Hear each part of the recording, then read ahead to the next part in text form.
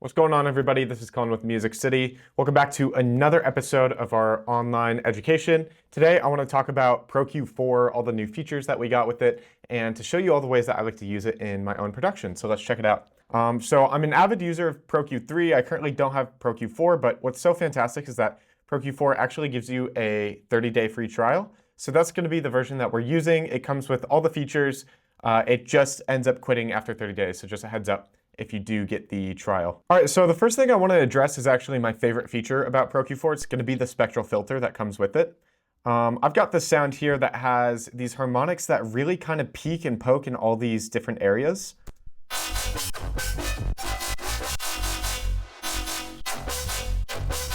And sorry guys, it's dubstep. If that's not your flavor, I apologize, but this still applies to all genres of music. My qualm with most EQs is that the notches that you add to kind of tame harmonics will not follow or be reactive to the sound, which will pitch up and down. And so it really bothers me, especially if I'm really playing with the volume of each of the harmonics and then we hit a different note with the sound. And all of a sudden, all my notches are not in the right place to tackle all the harmonics that would happen within the notes as it shifts around. Now, there is a time and place to do wide kind of non-surgical EQ moves, but I often feel like for sounds like this, where we have all these harmonics flying over the place, that I almost want a way to surgically EQ all those harmonics the same without adding little notches to the rest of the sound while the sound pitches around. So what I'm gonna do is I'm actually gonna make kind of a big slope right here.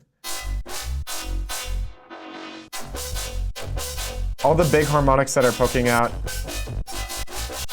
Yeah, I kind of just want to make sure I'm in that area.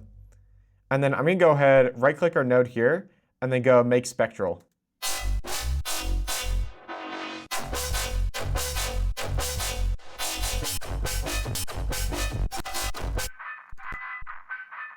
I really want to catch this harmonic that kind of pokes about right here.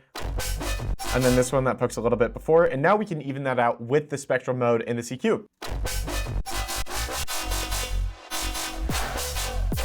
You'll notice as I navigate around, we'll actually get a little tooltip above each of our EQ nodes that we can place that tells us what kind of node we're going to place. So bell curve here, we have a shelf here, and then we end up having a low cut all the way down here. That wasn't something that was there in the previous Pro Q3. And it's just one of those things that's going to make you produce a little bit faster and just kind of keep you producing at the rate of thought versus accidentally clicking around and kind of guessing where each of those curves would start or end. We can also see a small highlight for the kind of curve that we're about to add. So if we go down here, you can see that we end up doing a low cut.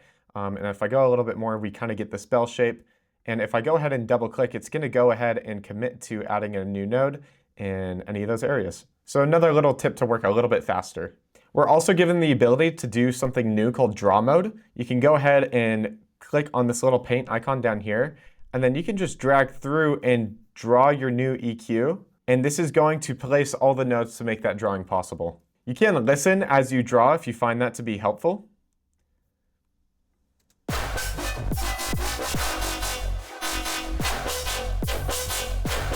And I kind of find this a good way to make not surgical EQ moves, but really rounded EQ moves and try and find, where the body of the sound is really poking out when you draw a little bit more and maybe parts that need to be tamed just as a group and whole. And then you can go ahead and take the notes afterwards and go ahead and kind of mix them to exactly where you want them to be. I can also go ahead and sidechain to our kick here. And then I'm just going to make a low shelf that's going to cut the lows while the kick plays. And now if I click on this little button right here, this toggles external sidechain, which means we're now looking at our kick. Before, we would just make the cut depending on whenever the kick would play. But we're now given this mode called free. And you'll see as I change this range, which decides kind of the EQ range that we listen to determine our sidechain. And of course, you can really dial that in by using your attack and release right here as well.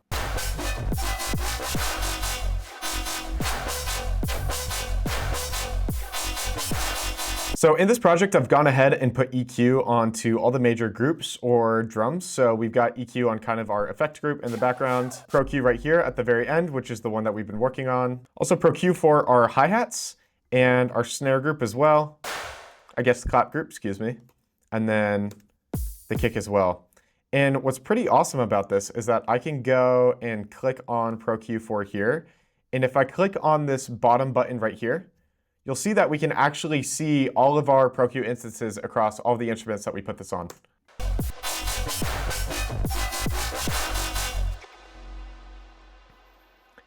And as well, if we turn on this mode right here, which shows collisions or where EQ masking is happening, you'll see that we get red hotspots wherever there's a lot of masking between multiple layers.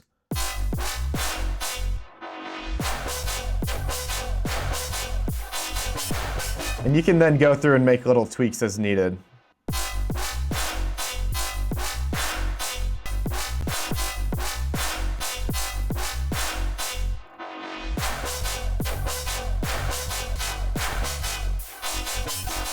And for each node in this view, you're still able to get your dropdown and change all your EQ modes. So whether you want to make your EQ dynamic, spectral, you can do all that here.